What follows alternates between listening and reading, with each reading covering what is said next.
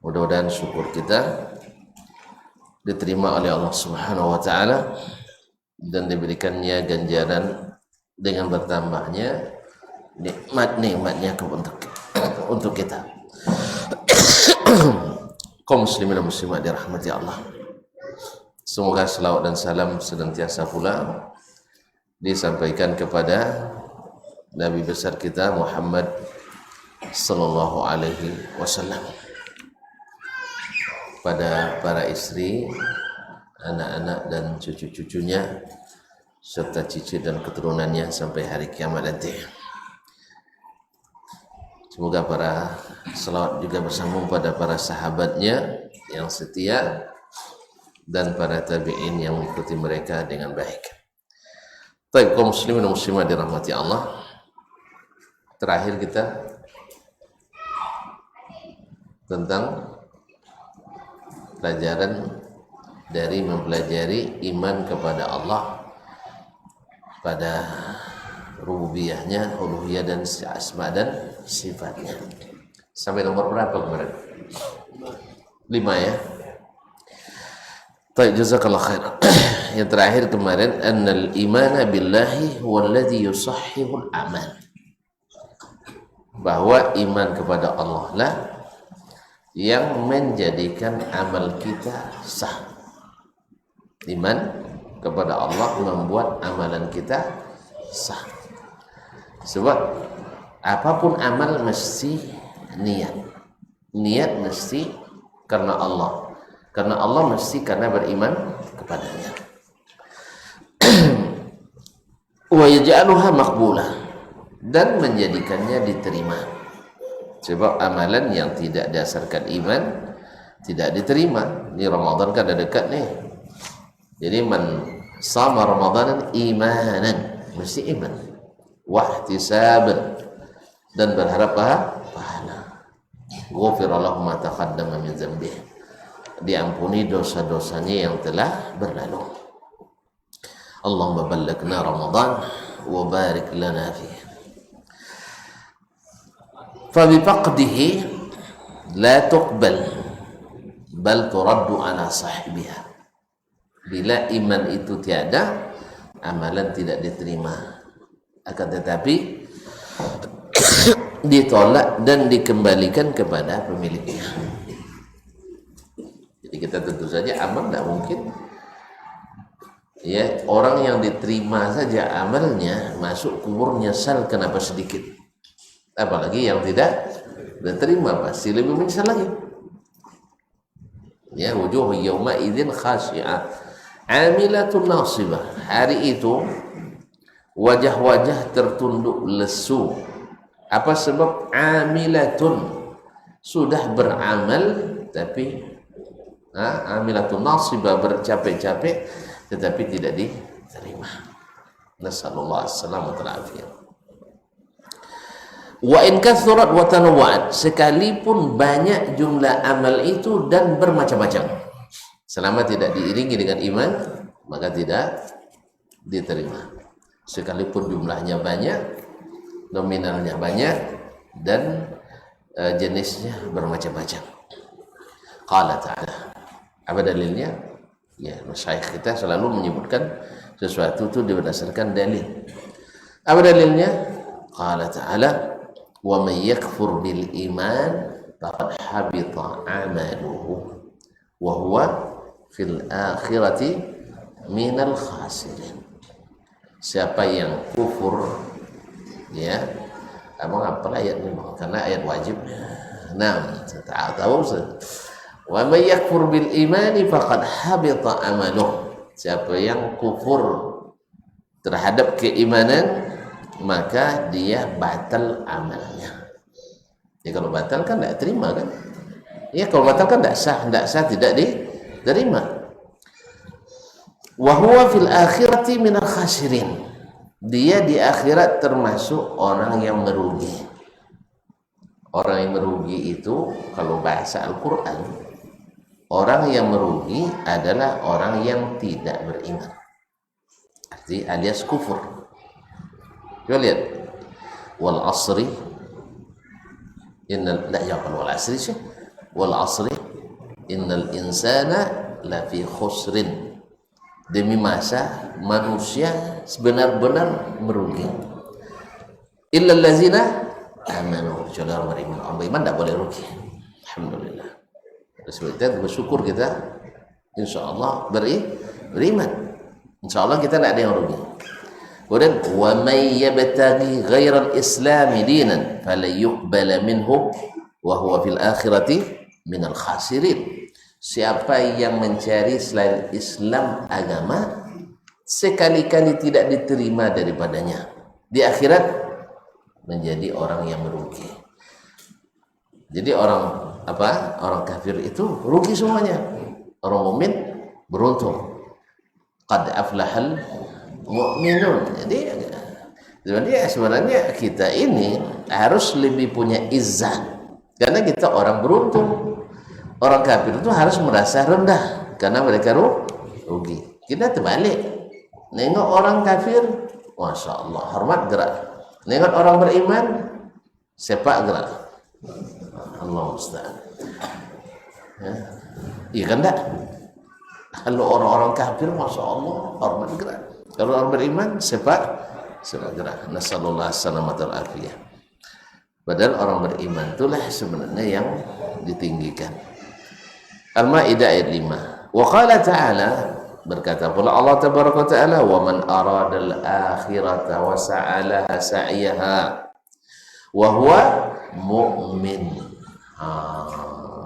fa ulaika kana sa'yuhum mashkura. Siapa yang menginginkan, ini kan niatnya, siapa yang berniat mencari akhirat, wasa'ala sa'ya, kemudian berusaha keras. Sa'a itu berlari kecil, makanya sa'i antara Safa dan Marwah, karena cepat langkahnya. Maka akhirat bahasanya selalu bahasa berlari, bersegera. Kalau dunia dah santai aja. Yang terbalik. Jadi kalau ke masjid harus bersiap-siap. Kalau kerja santai aja, jadi PHK nanti. Ini kita terbalik, masya Allah. Kalau bertemu dengan bos, bertemu dengan pimpinan, la ilaha illallah, ta'zim luar biasa. Tapi nak bertemu dengan Allah, tidak ada ta'zim, baju pun tidak diganti. Iya kan? Kadang kalau mandi lah. Subhanallah. Kalau bertemu dengan pimpinan, rapi. Makanya Ibu Abu Hanifah pernah ditegur oleh seorang anak kecil. Ya, anak kecil menegurnya. Dilihatnya anak kecil itu pakai sandal kayu. Kata Abu Hanifah, hati-hati anak, nanti terjatuh, terpleset katanya. Lalu diingat pula anak kecil besar itu, bapak juga harus hati-hati jangan terpleset ketemu sama Allah SWT. Nah itu. Jadi akhirnya Abu Hanifah rahimahullah jadi ingat kalau bertemu Allah tuh harus betul-betul ini, sehingga diriwayatkan Abu Hanifah setiap hari berganti pakaian untuk pergi sholat. Mana lo tolong terus, iya kan? Berganti pakaian setiap habis sholat baru terus. Iyalah yang kali baju kojo memang iya. Tapi kan kalau bukan karena ta'zim tadi, tolong ganti air kan? Tapi itulah Imam Abu Hanifah rahimahullah ta'ala. Atau setidaknya ganti yang lebih baik. Taib wasa'ala saya bekejar mencarinya. Wa huwa mu'min, tapi masih dia mukmin, beriman. Fa ulaika kana sa'yuhum mashkura. Orang inilah yang usaha kerasnya itu diterima, diucapkan terima kasih, diapresiasi oleh Allah SWT. Jadi syarat lagi beriman. Jadi orang lain kan ada yang mengatakan semua agama mengajarkan ingin masuk surga. Cuman masalahnya tidak beriman. Syaratnya kan beriman. Makanya apakah orang kafir masuk neraka? Dalam iman kita iya, dalam keyakinan mereka enggak. Biarin aja.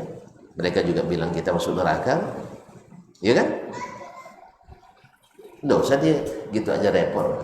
Biar aja mereka bilang kita masuk neraka, kita bilang pula mereka masuk neraka. Iya, tidak masalah. Kita kan tidak marah kan? Kan tidak marah kita. Sama kita ketika saudara-saudara kita menyalahkan kita, tidak perlu kita berhabis-habisan tenaga pula untuk marah-marah. Karena kalau kita benar disalahkan oleh orang yang salah, tidak ada masalah asal kita benar, ya kan? Tidak berubah hakikat. Hal itu tidak perlu terlalu konfrontasi emosional sampai mencaci dan mencela, mencemooh dan mencibir, tidak perlu. Nah, ya saja, santai aja. Baik, ini yang kelima. Yang keenam, pada pelajaran atau faedah dari pelajari iman pada Allah, ya, mentauhidkan Allah SWT. Annal iman as-sahih billah yahmilu sahibahu ala iltizamil haqqi wattiba'ihi ilman wa amalah. Bahwasanya iman yang sahih, ini ada iman yang tidak sahih kalau gitu mafhumnya, atau iman yang sahih tepat kepada Allah membawa orangnya selalu berpegang teguh kepada kebenaran dan mengikutinya, baik secara teori maupun secara aplikasi, ilmunya dan amalnya. Selalu yang dicarinya yang hak, selalu dicarinya yang hak. Yang hak tentu dengan dalilnya. Tapi kalau orang imannya tak sahih kepada Allah atau kurang sahih, dia tidak akan kokoh dalam berpegang teguh pada kebenaran. Karena apa? Dia sendiri pada Allah sendiri tak begitu yakin, tidak biasa dengan yang hak, yang sahih. Maka kita dapatkan orang yang kalau mendapatkan wahyu Al-Quran dan hadis langsung tunduk dan manut, taat dan mengikut, dia akan selalu istiqamah, kokoh di atas kebenaran, tidak mudah diombang-ambingkan. Makanya iman yang sahih itu penting. Antara orang yang mengatakan mengambil langsung kepada Al-Quran dan Sunnah berhujjah, ya, akan lebih kokoh daripada orang yang mengambil dari aliran. Kan dua pandangan sekarang. Ada yang mengatakan boleh memahami Al-Quran dan Sunnah langsung, boleh kan? Boleh. Ada yang mengatakan tidak boleh, haram, nanti tersesat. Dengan alasan yang memahami langsung Sunnah itu harus seorang ahli ijtihad. Dikiranya orang nak jadi ulama fikih semua, bukan. Harus dibedakan antara memahami untuk diamalkan dengan memahami untuk memutuskan hukum. Alhamdulillah sahabat dulu ketika di zaman Nabi, tidak semua mereka ahli ijtihad, tidak semua mereka ulama, ada juga orang awam.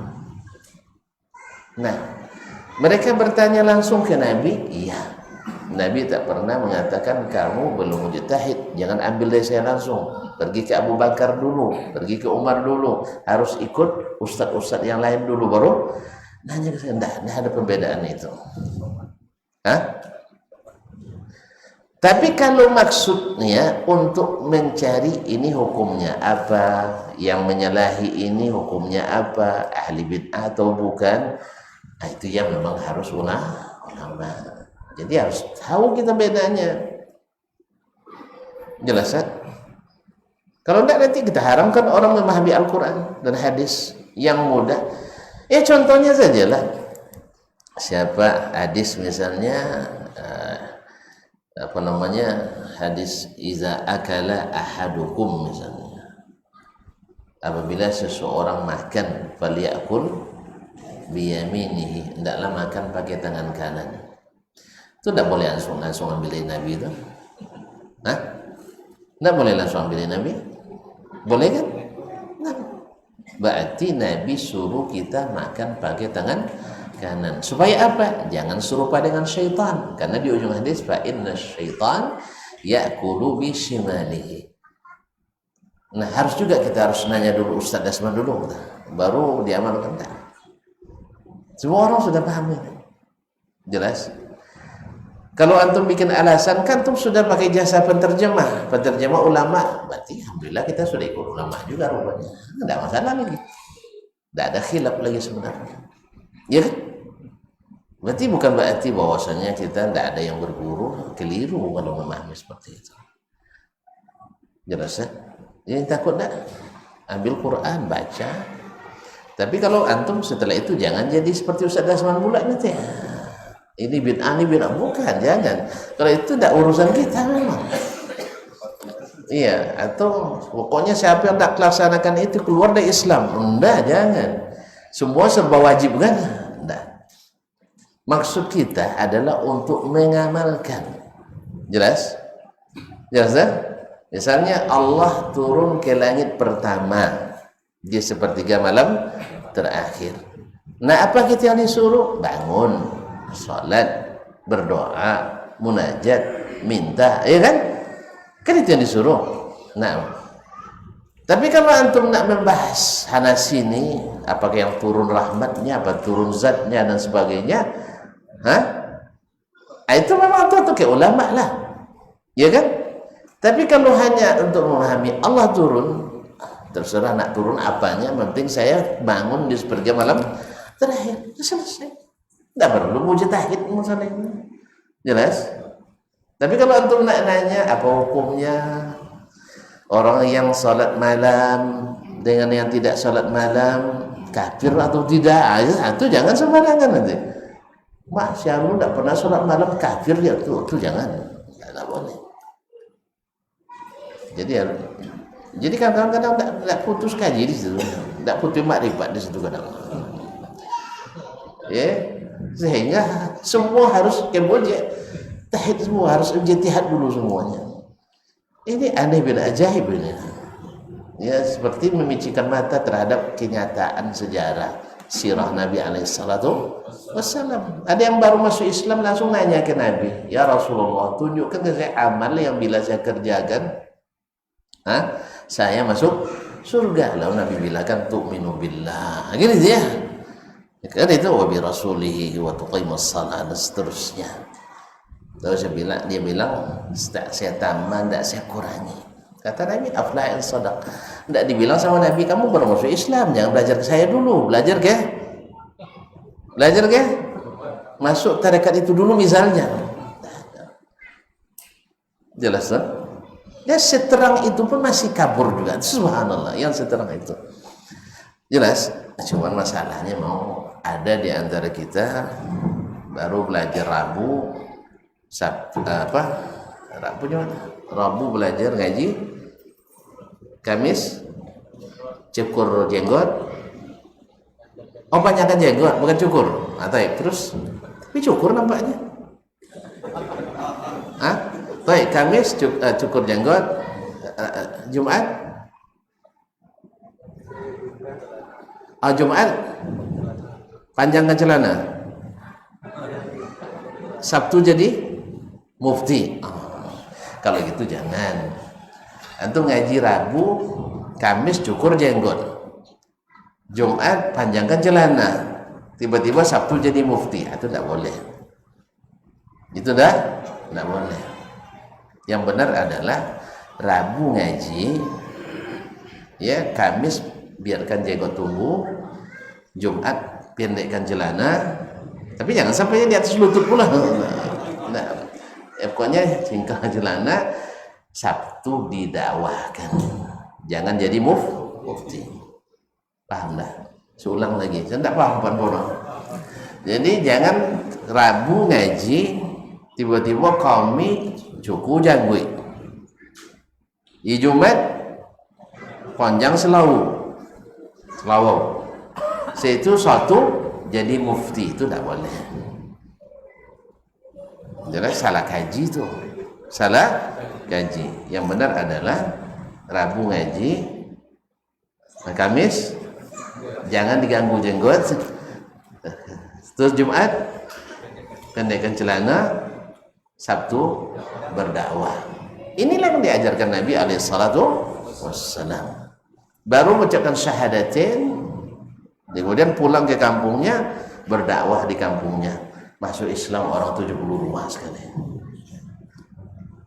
Ini tidak lama menuntut ilmu, orang sudah mulai istiqamah, diganggu kan? Ganggu. Untuk apa? Orang sudah rajin ke masjid, hati-hati masjid dirar katanya. Akhirnya orang tidak mau masuk ke masjid lagi. Orang dah mulai rajin ngaji sunnah, hati-hati itu dia aja masuk neraka, yang lain masuk surga. Akhirnya orang takut ngaji. Ini tidak bagus ini. Lama nuntut ilmu tapi tidak berkesan. Tapi justru membuat orang jauh dari Al-Quran dan Sunnah Nabi SAW. Jelas ya? Jadi yang mudah-mudah, tapi kalau sudah masuk nanti bab misalnya, ya kalau kambing berapa ekor zakatnya, atau kan enggak semua punya kambing kan? Iya, betul kan? Kemudian kalau istri sudah 3, gimana cara ngatur waktunya? Antum masing-masing satu aja belum punya. Ya, kalaupun nanti tanya ke ulama, betul itu. Jelas? Jelas? Tapi kan untuk sekedar nikah satu mudah aja.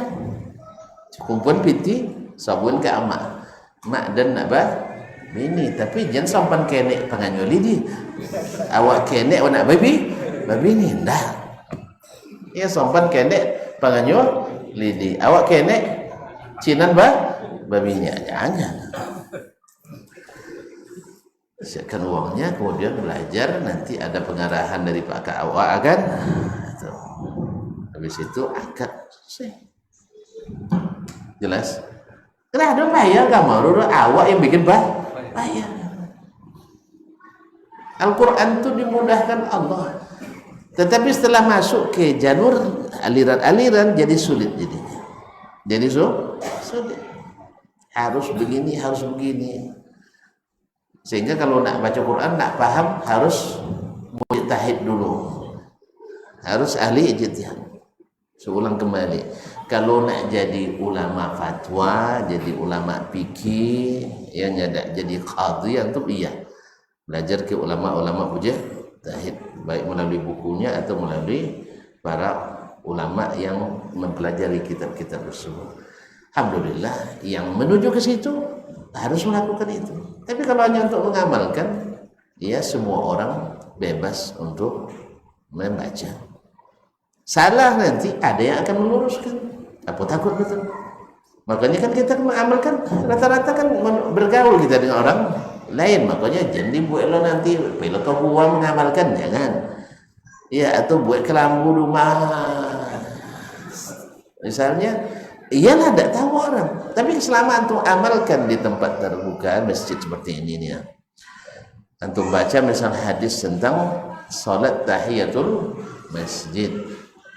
Kan idza dakhala ahadukumul masjid, apabila seseorang masuk masjid, fala yajlis atau fala yaqud hatta yarka'a rak'atain, jangan duduk sebelum salat 2 rakaat.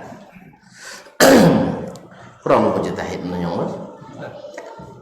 Jangan duduk sebelum salat 2 rakaat, salat aja 2 rakaat. Tidak perlu ribet-ribet betul. Jelas? Arahnya ragu Ustaz. Salat apa nambung misal kan? Yang salat apa namanya? Misalnya. Baru tanya ke Ustaz. Tidak perlu juga Ustaz mujtahid jawab. Iya kan tidak perlu Ustaz mujtahid jawabnya. Jangan dipersulit agama nih kaum muslimin dan muslimat. Agama ini mudah. Ya. Jadi harus dibedakan nak jadi mufti dengan menjadi dai. Kalau dai, balighu anni walau ayat. Sampaikan dari walaupun hanya ayat. Jangan dipersulit agama. Antum yang bikin ribet-ribet orang. Nah, kan tak semua kita punya bakat jadi mufti, kan tak semua kan? Tak semua kita bakat jadi faqih. Tak semua kita jadi bakat punya ahli bahasa. Tak semua. Nanti kalau baru boleh pegang Quran, baru boleh belajar hadis, kalau sudah jadi mujtahid. Dan sebenarnya tidak boleh karena tidak ahli ijtihad. Kalau itu syaratnya, dasman saja tidak boleh belajar hadis, apalagi ngajar ya, sebab belum sampai derajat mujtahid. Apa artinya DR durian, LC leci, MA mangga, apa artinya? Ngerti? Jadi artinya terpaksa mau langsung mundurkan diri, mau maju kan? Apa sebab belum ahli ijtihad, belum mujtahid. Jadi ini subhanallah taala, mungkin saya yang tidak paham ya. Tapi rasanya perjalanan untuk ilmu udah cukup jauh dulu. Tapi kok bisa begitu ya? Kaum muslimin dan muslimat. Jadi harus dipahami bahwa kalau untuk hanya sekedar mengamalkan, memahami, tidak perlu mujtahid. Tapi kalau nak jadi ahli berfatwa, ahli ijtihad, ahli dalam fikih, usul fikih, ya memang semua disiplin ilmu harus melalui ulama ahlinya. Dan alhamdulillah Allah sudah berikan sedikit sebanyak orang-orang yang ahli yang tempat kita belajar. Dia para ahli itu tidak pernah mensyaratkan, sepanjang saya pelajari ya, mensyaratkan kamu sebelum jadi mujtahid jangan coba-coba memahami Al-Quran dan hadis secara langsung. Ada. Buktinya baru sampai Madinah dikasih kitab Sahih Bukhari, dikasih Sahih Muslim, tidak boleh ditanya dulu, kamu udah mujtahid belum? Karena itu yang dibentangkan Nabi dulu kepada orang awam, kepada ulamanya. Ya silakan. Cuma akan terjadi beda antara yang membaca hadis tadi ulama dengan yang bukan ulama. Tapi kalau untuk mengamalkan, apabila makan pakai tangan kanan, selesai itu, makannya kanan selesai. Tapi kalau nak nanya hukum lagi, apa hukumnya Ustaz? Abang saya kiri terus makannya, boleh saya pukul tangannya? Nah, itu tanya ke Ustaz, jangan tindakan sendiri. Tanya ke ulama mujtahid, tanya ke mujtahid. Kan tak pukul tangan orang kan? Yang disuruh kan sini mengamalkan, bukan pukul tangan orang. Tapi mengingatkannya boleh enggak? Boleh, Bang. Ini hadis, Bang. Ya. Coba abang baca sama abangnya. Iya ya, keliru saya katanya. Dirubah, selesai, dakwah kita. Iya kan? Tapi kalau diandainya kita bawa ke ustadz, mungkin ya. Kalau ustadznya juga suka makan kiri, ini ji, tidak wajib nih ji. Ini dah wajib, ya, tidak haram kiri itu, cuman kurang bagus. Oleh sebab itu maka ustadz sering juga makan kiri, tidak apa-apa. Akhirnya hadis diamalkan atau tidak? Diamalkan. Kalau itu maksudnya tidak usah mujtahid. Ya, kalau itu maksudnya mujtahid. Makanya imam kita di saat ilmu diiringi dengan amal, hukum-hukum itu artinya dipelajari hukum tapi mereka cari yang sempurna. Misalnya Imam Asy-Syafi'i rahimahullah yang kita mengaku sebagai pengikut setianya. Imam Asy-Syafi'i rahimahullah, beliau mengatakan salat berjamaah itu hukumnya fardu kifayah. Apa dipandang bang? Lah salat bang jemaah, tapi tidak mungkin saham kan mau sama awak. Maka gugur kewajiban bagi orang sekampung itu. Sedangkan imam yang lain menyebutkan fardu ain. Jelas. Nah, Imam Syafi'i sendiri tidak pernah, ya dalam catatannya selalu hadir sholat berjamaah. Nah, kalau semangat ini ada pada seluruh mujtahid, bagus ini. Apalagi mujtahid kontemporer seperti hari ini. Kan yang masalahnya adalah ketika tahu hukum hanya sunat, padahal fardu kifayah itu Syafi'i hanya sunat bagi personal individu, sunat muakkad. Harusnya ruh untuk mengamalkan itu yang ditonjolkan, bukan ruh untuk meninggal perintah. Kan cuma sunat, kita rapat ini wajib, rapat wajib, sholat akhirnya tidak hidup masjid-masjid dengan salat berjamaah. Padahal kita di situ banyak ustaz. Ya, ustaz kan pergi ceramah nih, pergi ceramah. Baik kaum muslimin dan muslimat. Astagfirullahaladzim. Jadi ilmu yang sahih itu membawa orang suka iltizamul haq, yaitu kokoh dalam kebenaran. Tapi kalau sudah babir di ililnya, di ujung-ujungnya, tidak kokoh. Maka ikatan pangkalnya itu kan lebih kokoh daripada yang di ujung. Ujung udah lepas. Baik, sudah mandang sudah. Oh azan aja, azan muazin. Ya, kalau sudah masuk waktu azan. Betul.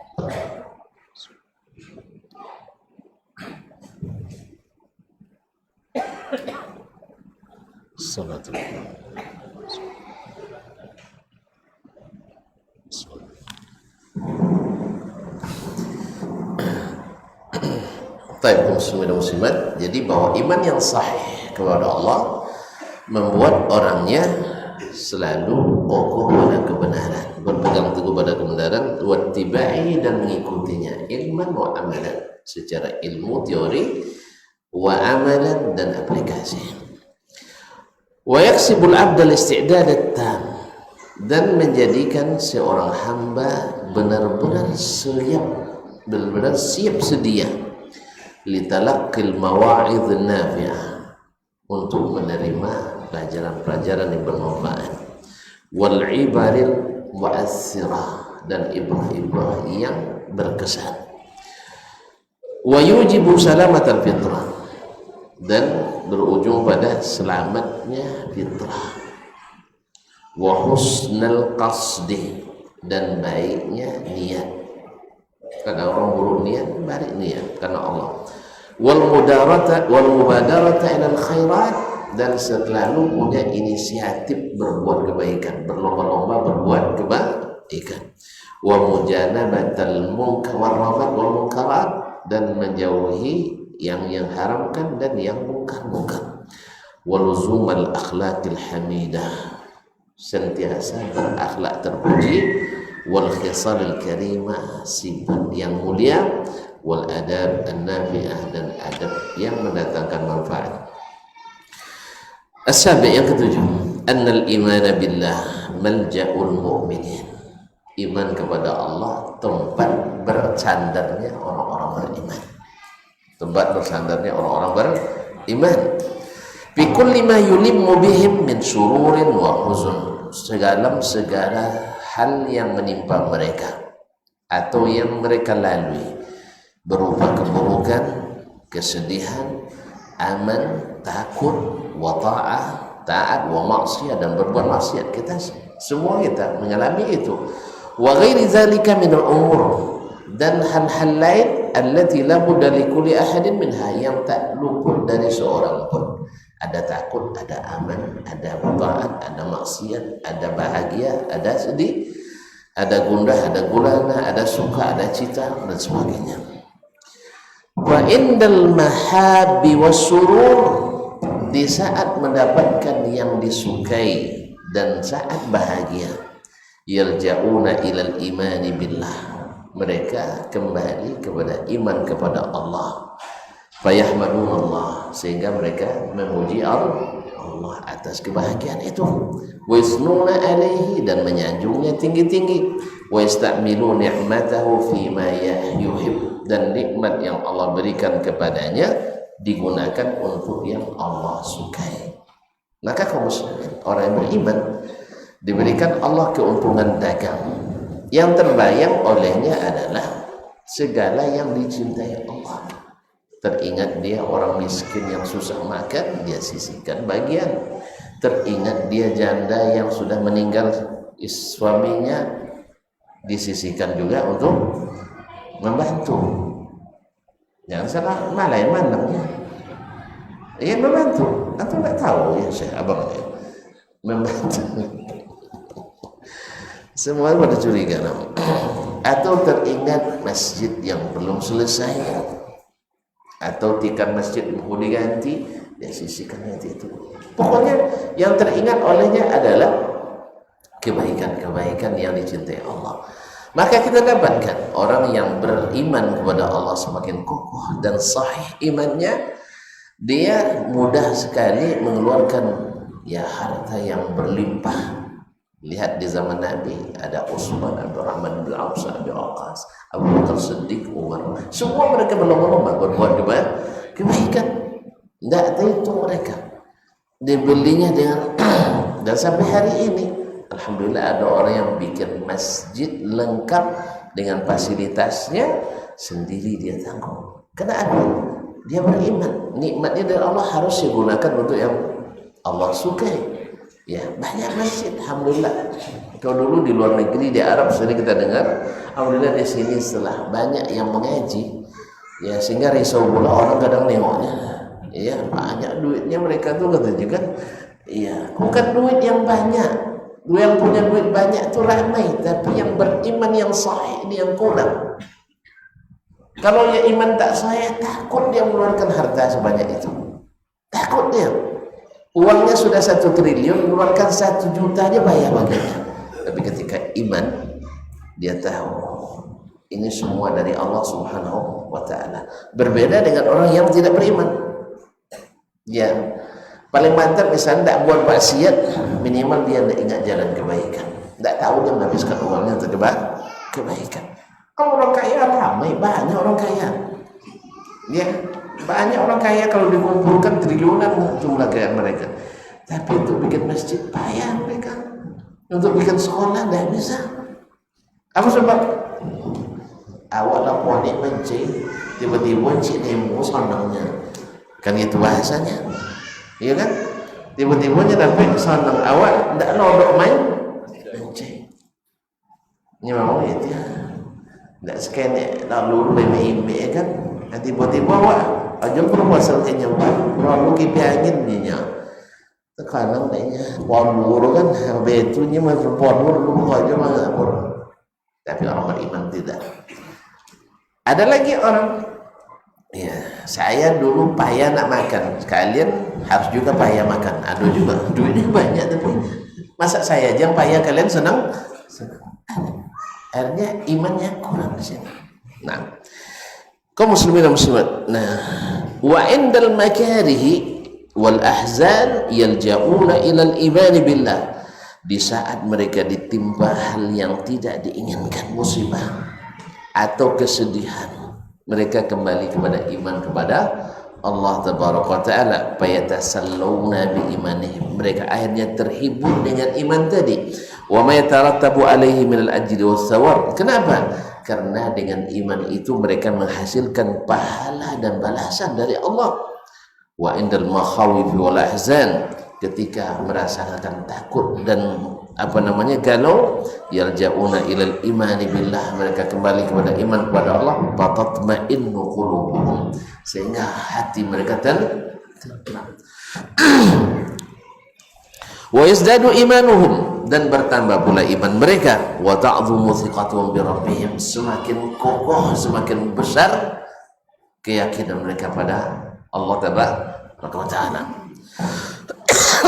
Wa inda ta'ati wa taufiqi lil amali salihat, di saat diberikan taufik untuk berbuat taat dan amal saleh, yalja'una ilal iman, mereka juga kembali bersandar pada iman kepada Allah, sehingga mereka tidak riya, mereka tidak ujub, tapi apa? Faya'tarifuna bi ni'mati alaihim, justru mereka semakin mengakui itu semata-mata nikmat Allah kepada mereka, bukan kehebatannya. Ini orang beriman. Kalau orang beriman tidak kehebatan dia menonjol. Nah, wa yahrisuna ala takmiliha, sehingga mereka berusaha keras untuk menyempurnakannya. Ya, sekarang bisa bikin masjid satu, nak dua nak tiga. Sekarang bisa menikah satu, nak habis itu teruskan. Wa yas'alunahu tsabata 'alaiha, kemudian mereka memohon kepada Allah dikokohkan di atas itu, wa taufiqa liqabuliha, diberikan taufik supaya diterima. Naam, wa inda luqu' fi syai'in min al-ma'asi, dan sebaliknya di saat terjerumus ke dalam suatu maksiat, yarja'una ilal imani billah, mereka pun kembali pada iman kepada Allah, fayubadiruna ila taubati minha, sehingga segera bertaubat, tidak ada putus asanya. Dia sedih, senang, susah, payah, takut, aman, semuanya ada solusi bagi orang yang beriman yang sahih. Wa takhallusa min syururiha, dan segera berlepaskan diri dari keburukan-keburukan, wa udhariha, dan akibat-akibat yang menyengsarakan daripada maksiat tersebut. Fal mu'minuna, orang-orang beriman, fi jami'i taqallubatihim, dalam seluruh gerak mereka, wa tasarrufatihim, dan tindakan mereka, marjahum ilal imani billahi wahdah, bersandarnya pada iman pada Allah saja. Maka beruntung kalau kita beriman kepada Allah dengan cara yang sahih, tentu saja dengan bahan asli yang turun dari Allah tabaraka wa taala. Jangan ambil yang KW, sekalipun KW satu. Yang kedelapan, kita selesaikan dia, ya selesai.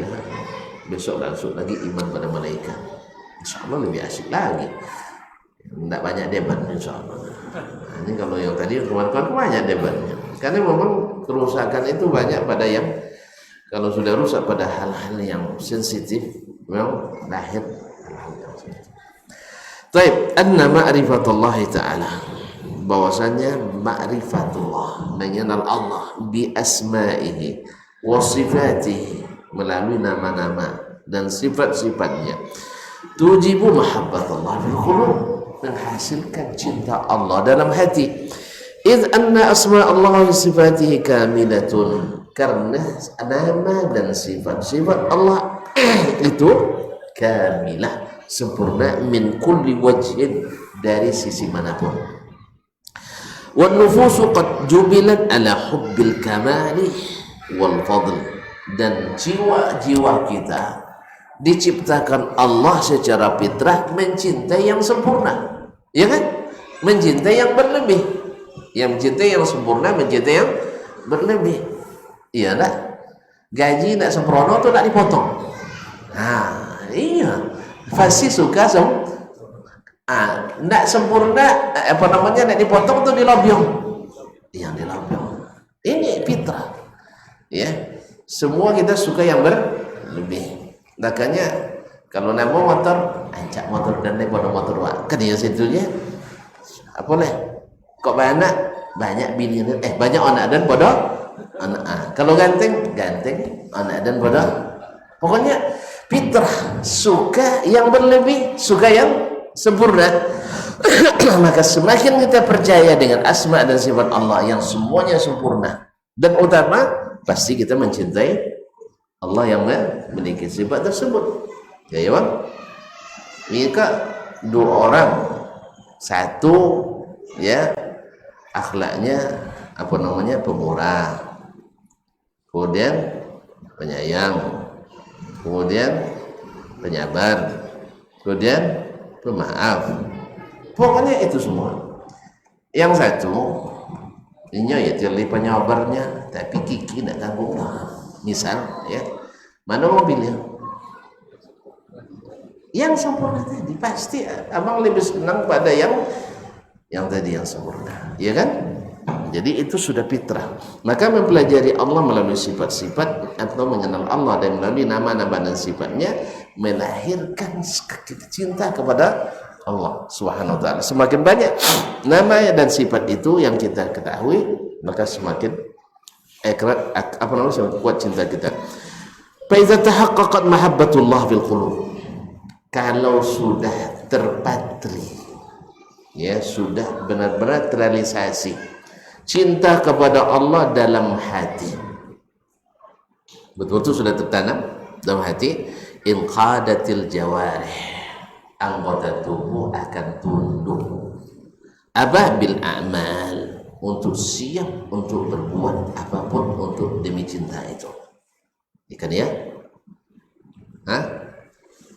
Lalu sebelum begini sepaya-paya mak jogong bekojo, ya kan? Ya. Setelah ini dah dulu pada mak jago lebih bekojo. Itu contoh. Cinta punya cerita. Cinta punya cerita. Kan ya? Alhamdulillah. Antum kalau mencintai pasti akan bergerak dan ringan bergerak. Tapi kalau sudah tidak cinta, ya nampen latas audio tak ada poya. Jangan kemencai ini. Kalau tidak cinta, bang, ambil mangga dalam lampunya dalam kulkasnya kan, ketangga wangi, saboy wangi. Kalau tidak dia sakit, tidak tolong ambil, okay, ya nak? Tapi kalau sedang cinta, jangan ke dalam kulkas, ya minta mangga setajanda sebelah pun siap. Resiko masalahnya. Nya malam-malam minta ya. Ke malam-malam minta bangnya. Setolong minta mangga siana itu juga. Tekono mangga apa deh mangga itu lo minta deh. Ini dipunya adalah jalan sakit. Iya kan? Awak pesal kan? Aku kena gugur lo kena uang kan itu dia. Tapi demi cinta ialah siap. Yang digugurkan demi cinta. Itulah cinta punya cerita. Jadi bila benar-benar terpatri cinta dalam hati kepada Allah, maka anggota tubuh itu mudah tunduk dan bergerak. Wa tahaqqaqatil hikmatu allati khuliqal 'abdu min ajliha wa ibadallah, sehingga terbuktilah hikmah diciptakannya hamba oleh Allah, yaitu untuk ibadatullah, untuk beribadah kepada Allah, sehingga gerak tangan kita selalu nilai ibadah, langkah kaki kita seluruh lisan kita nilai ibadah. Apa sebab? Hati sudah cinta kepadanya. Taib yang ke-9, annal ilma bi asma'i was sifat. Sesungguhnya ilmu tentang asma dan sifat Allah yurithu quwwatal yaqin, akan mewariskan pada kita kekuatan yakin bimpiradillahi ta'ala, bahwa hanya Allah sahaja yang bersanggup bitasrifi su'unil khalq, yang melakukan atau yang mengurus seluruh urusan makhluk. Wa infiradu bidzalika la syarikalah, dan Allah tidak punya sekutu dalam melakukan itu. Wa hadza mimma yuhaqqiqu sidqat tawakkuli 'ala Allah. Ini ujungnya, buahnya adalah kita benar-benar tawakal kepada Allah. Untuk apa diharapkan manusia lagi? Sehingga kita tidak akan pernah insya Allah mengorbankan agama untuk mencapai sesuatu tujuan dunia. Kan banyak orang lemah, ya. Kalau tidak benar-benar tawakal, lemah, sehingga kadang-kadang siap untuk menanggalkan sesuatu yang kadang-kadang prinsip dalam agamanya. Tapi orang yang jujur dalam tawakal, dia tidak akan mau meninggalkan atau menanggalkan identitas agamanya. Contoh konkret ya. Ya mungkin bagi sebagian ini mungkin lelucon juga. Ya lelucon, tapi ini kenyataan. Kisah nyata. Anak muda masuk perusahaan minyak, berjenggot pula oleh pamannya yang salah seorang manajer di situ. Kamu jangan pakai jenggot, yang muji orang Amerika langsung. Amerika anti teroris, ciri teroris di Indonesia berjenggot. Nah, jelas lebih kurang bahasanya. Nanti kamu tak akan lulus. Subhanallah. Bagi sebagian kan ini kan enteng aja kan, masa jenggot aja dipermasalahkan. Ya. Tapi bagi dia enggak. Bagi dia ya lulus tidak lulus tidak ada kaitannya dengan jenggot. Lulus itu milik Allah. Kalau Allah katakan lulus, jenggot tambah jenggot, tidak ada masalah. Tapi kalau Allah katakan tidak, saya cukur pun belum tentu. Tapi orang orang dekatnya, ayah maknya, pamannya, ya, pada ini tidak ngeh lah kata orang Jawa, tidak semangat nengok dia berjenggot ikut tes itu. Karena harapan diterimanya minim menurut mereka. Tapi dia tetap bersekukuh. Sampai-sampai ustaz pun diundang untuk meyakinkannya. Ya ustaz diundang.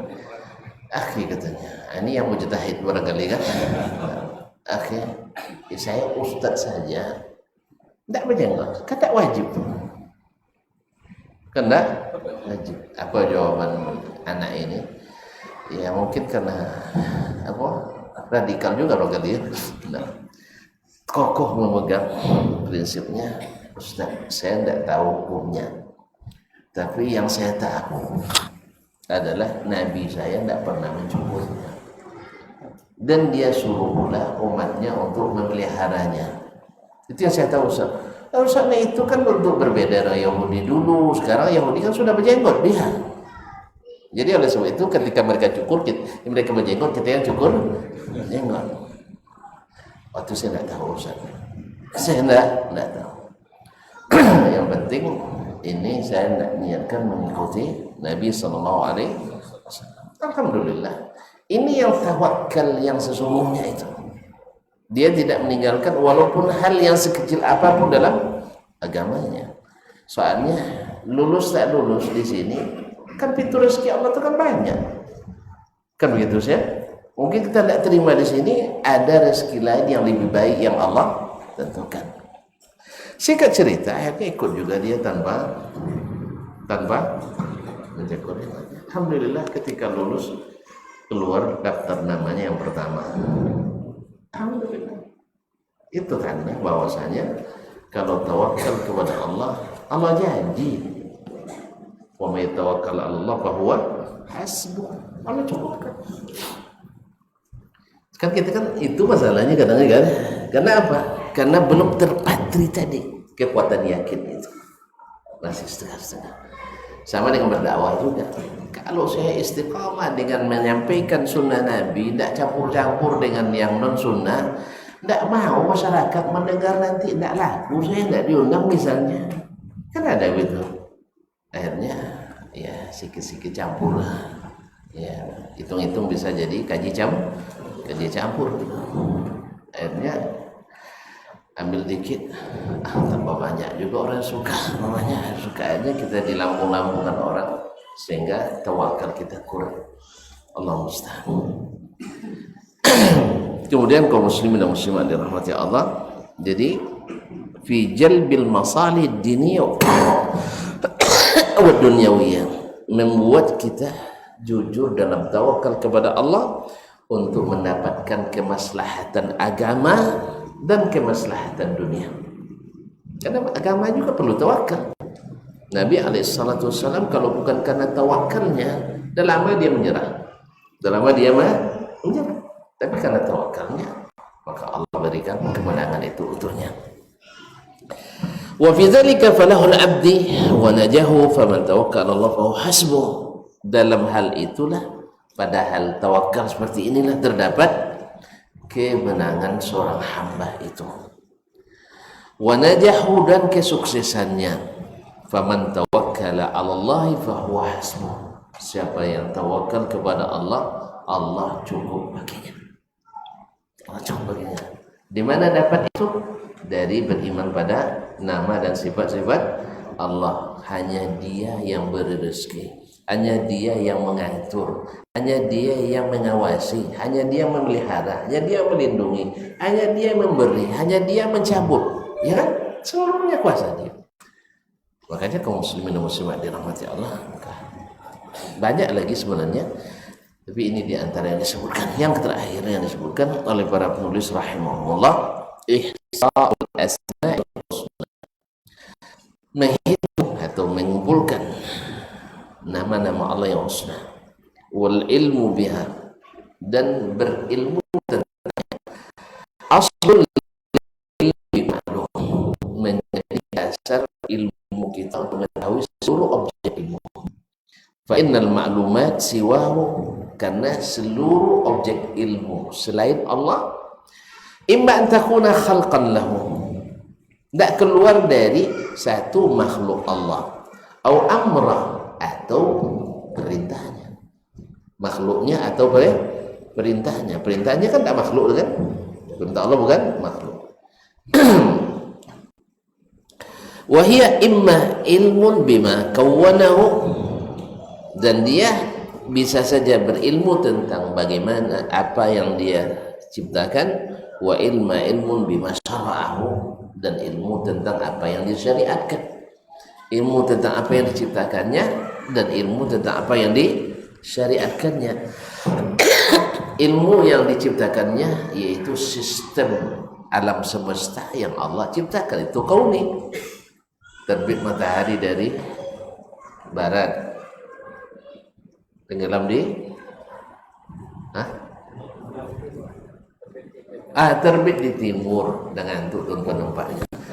Ya, tidak ada yang perbaiki lagi, udah di ujung, aman, sebentar lagi selesai. Nah, atau tidak usah diselesaikan. Ya, terbit matahari di timur, terbenam di utara, di barat, taib. Enak. Kemudian Allah ciptakan, ya macam-macam semuanya secara sistem berputar, tidak ada yang berantukan. Ini semuanya menunjukkan kepada, ini namanya adalah sistem yang Allah ciptakan di makhluknya.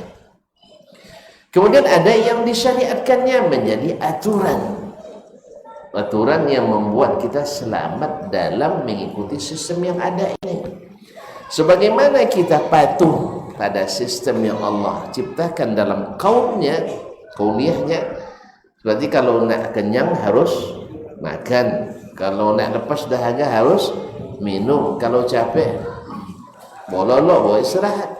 Kan tak bisa kita tolak ini, kan semua kita patuh kan. Ada yang tak patuh dengan ini. Kalau sakit berobat, kalau udah dewasa Tidak ada yang bisa nolak, semuanya teratur. Maka harusnya jika kita tidak boleh menolak apa yang dia syariatkannya.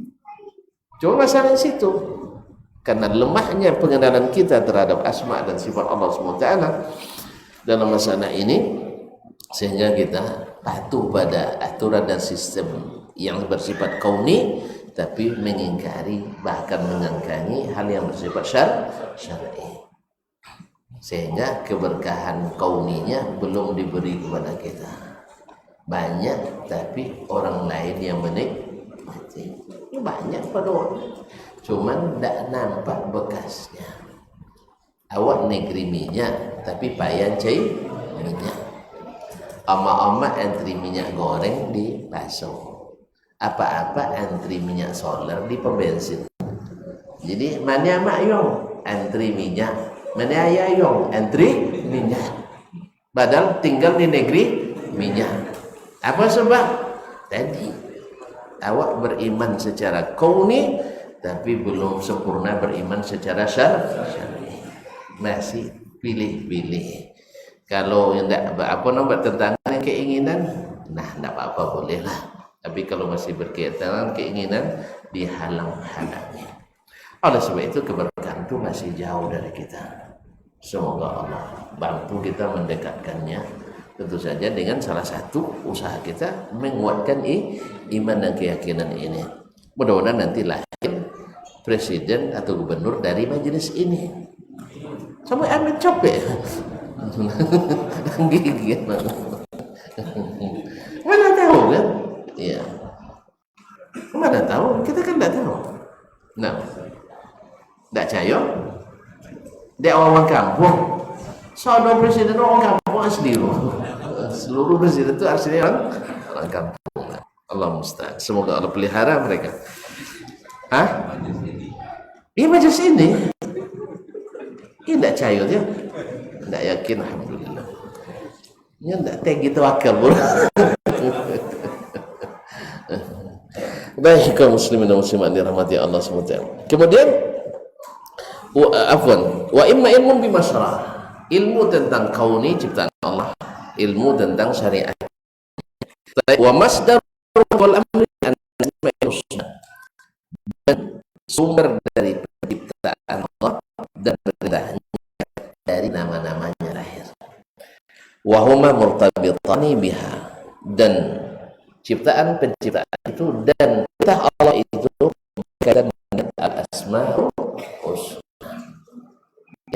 berkaitan dengan al-asma' husna, irtibat muqtadi bi muqtada, atau irtibat muqtada bi muqtadi, yaitu seperti tergantungnya musabab dengan sebab. Faman ahsa asma Allah kama yanbaghi lil makhluk ahsa jami'al ulum. Siapa yang menghimpun, menghafalkan nama-nama Allah dan memahaminya seperti yang patut dipahami oleh makhluk, dia telah menghimpun banyak ilmu. Makanya kaum muslimin muslimat, orang-orang Islam itu ketika mereka menjalankan Islamnya cerdas dan pintar-pintar. Awak jangan menutup-nutupi. Pernah dulu penelitian 3 negara di masa-masa penjajahan dulu tahun 1120-an Masehi. 3 negara buat penelitian, kok umat Islam itu cerdas dan pintar. Apa penyebabnya? Ternyata ada 2 hal yang membuat mereka cerdas. Di antaranya paling berkesan buat mereka cerdas, satu adalah Al-Qur'anul Karim. Semakin sering kita baca Quran, semakin cerdas kita. Yang kedua adalah Al-Lughatul Arabiyyah, bahasa Arab. Bahasa Arab. Akhirnya hasil penelitian itu mereka sembunyikan lebih dari 70 tahun. Karena kalau tahu orang Islam, mereka rajin baca Quran dan rajin berbahasa Arab. Atau makanya kampanye anti Arab itu digaungkan kini supaya umat Islam tidak kembali pada kecerdasannya. Nasallallahu alaihi wasallam. Jelas? Makanya kenapa Nabi itu manusia paling cerdas? Karena dia punya Al-Quran dan bahasa Arab. Dia menguasai semua Al-Quran, menguasai semua sunnah, dan menguasai seluruh bahasa Arab. Seperti kata Imam Syafi'i, tak ada orang Arab yang menguasai seluruh bahasa Arab selain Nabi SAW.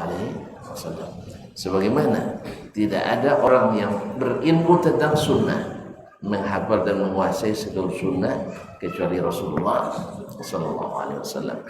Itulah sebabnya tak boleh taklid buta pada siapapun kecuali karena darurat. Kecuali karena darurat. Artinya tidak berilmu kita ya harus mengikut taklid. Tapi selama masih bisa untuk berilmu, tetap harus belajar. Karena taklid itu bukan pilihan. Dia adalah dan keadaan terpaksa. Oleh sebab itu jangan takutnya, jangan tunggu jadi mujtahid dulu. Ya tunggu jadi mujtahid, saya sendiri belum bisa baca kitab Sahih Bukhari. Apa sebab? Saya belum mujtahid. Jelas? Iya, masih penuntut ilmu yang masih kecil-kecil pula. Dia bergalau aja, tapi kalau dia durian, mangga, leci. Bukan buah-buahnya, durian buah, mangga buah, leci nggak mahal sekali. Karena dari luar negeri. Makanya kalau uang sabui kalau dia tidak bawa RC dia sediran. Tapi kalau tidak bawa durian tidak masalah. Ya durian sonang C-nya. Ya, durian ke sonang C-nya, mangga sonangnya C-nya. Tapi kalau leci bayar, harus keluar negeri. Leci tentunya. Kalau sini ada orang nanam leci kawan? Hah? Hah? Lecu. Lecu lainnya. Jadi leci. Tidak apa namakan dia? Tang mana? Tang Malaysia. Ya. Itu pun Malaysia dari Thailand kan.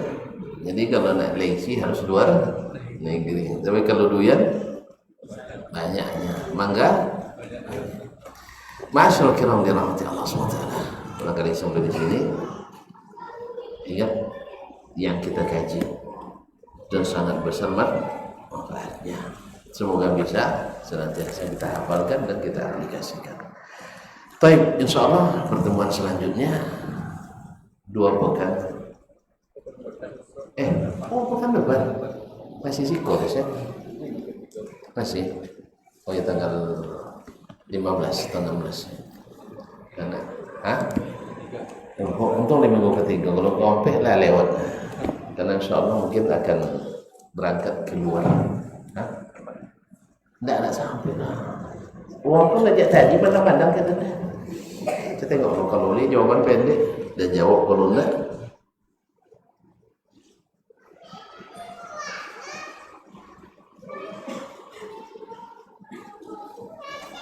Ini pertanyaan sudah sering dijawabnya.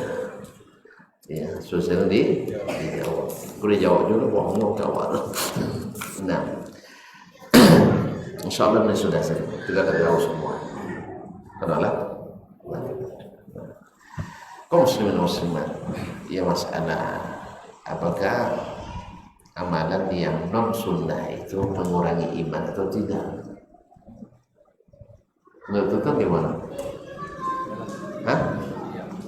Ya, kalau menurut beliau ya iya.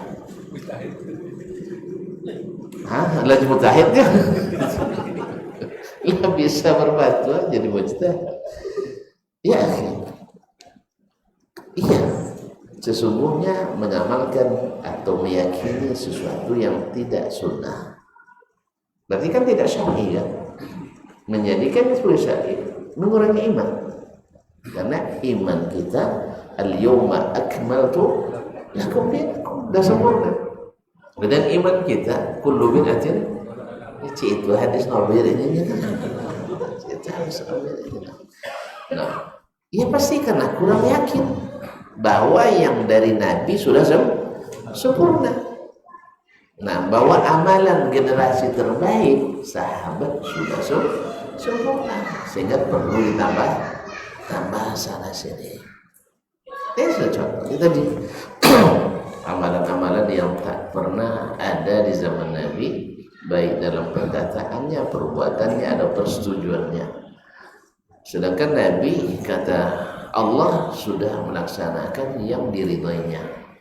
Berarti kita belum kuat iman kita dengan ini. Jadi apakah berpengaruh pada iman? Barangkali karena cara berimannya belum pas, belum sahih. Maka kita perlu beriman dengan cara yang sahih, bahwa yang kita ikuti yang secara mutlak hanya Nabi Sallallahu Alaihi Wasallam. Itulah salahnya. Jadi waktu disuruh jauh dari Nabi harus mujtahid dulu. Itu tidak tiada kan bisa baca. Ya kan mujtahid, apalagi kalau mengikut Imam Ibnu Salah, ijtihad sudah tertutup. Tidak boleh lagi ijtihad sekarang. Berarti awak tidak bisa baca Al-Quran, tidak bisa baca hadis, tidak akan paham dah, karena tidak boleh. Ini luar biasa kaum muslimin dan muslimat dirahmati Allah. Karena mungkin karena memahami bahwa setiap yang baca Quran harus jadi ahli fikih, harus jadi ahli fatwa. Itu mungkin maksudnya. Apa itu maksudnya? Betul, harus pandai berijtihad. Tapi kalau saya maksudnya seperti yang saya jelaskan tadi, untuk mengamalkan, untuk memahami dasar-dasar amal, alhamdulillah semuanya sudah jelas. Justru ketika dipreteli oleh sebagian ulama, akhirnya tambah tidak jelas. Ya, misalnya Allah turunnya ya di masa sahabat jelas sekali, sehingga mereka berlomba-lomba bangun di sepertiga malam. Di masa kita tambah dah jelas. Yang turun rahmatnya ya. Kasan rahmat tersampang di langit pertama. Aku istimewa aja, tidak sampai ke bumi kan ilas samai dunia, berarti turun rahmatnya ke langit pertama. Makanya tidak semangat bangun ada apa sebab rahmat itu tersampang di akhir. Tapi ketika kita katakan Allah turun ke langit pertama, ya, yang yakini itu dengan benar karena Nabi yang jelaskan, maka semangat untuk bangun itu semakin kuat. Atau kekuasaannya, atau malaikatnya, malaikat turun setiap saat turun malaikat. Ini majelis-majelis ilmu, majelis-majelis zikir seperti ini dicari oleh para malaikat. Untung tidak nampak bentuk asli, kalau nampak bentuk asli ketakutan kita. Iya kan? Mau nengok langsung di akhirat aja, jangan sekarang. Kaum muslimin dan muslimat dirahmati Allah. Mudah-mudahan Allah mudahkan kita memahami dengan baik dan dikuatkan untuk mengikut dengan baik, bukan mendebat dengan tidak baik. Ya, karena orang taat itu bukan yang pandai mendebat, tapi yang pandai taat. Wallahu ta'ala alam. Sudah terjawab tadi dia, dah mengurangi iman tuh. Maka jangan diganti yang lebih baik dengan yang kurang baik. Ya walaupun baik kata orang, tapi takkan sebaik sunnah Nabi alaihissalam. Kok diganti yang asli super produk high quality diganti dengan kualitas yang belum terjamin. Ya kadang-kadang produk GS Garuda Sakti. Nah, rugi kita. Itu tandanya iman kita kurang kepada Allah dan Rasul Sallallahu Alaihi Wasallam. Baik, nampaknya tidak suara tidak mengizinkan lagi. Waktu juga sudah lewat. Tuan-tuan sudah nampaknya sudah tinggal 5 watt. Terima kasih dan mohon maaf. Subhanallah hamdik. Asyhadu an la ilaha illa anta astaghfiruka wa atubu ilaik. Wassalamualaikum warahmatullahi wabarakatuh.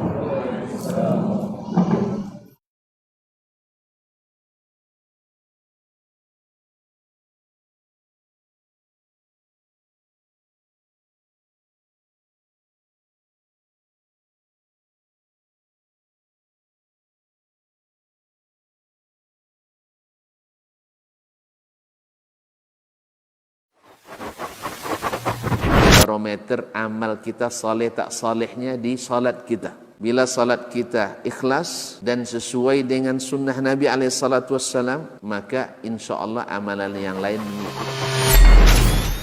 Ini aktivitas ini membantu saya di akhirat atau akan menyulitkan saya di akhirat?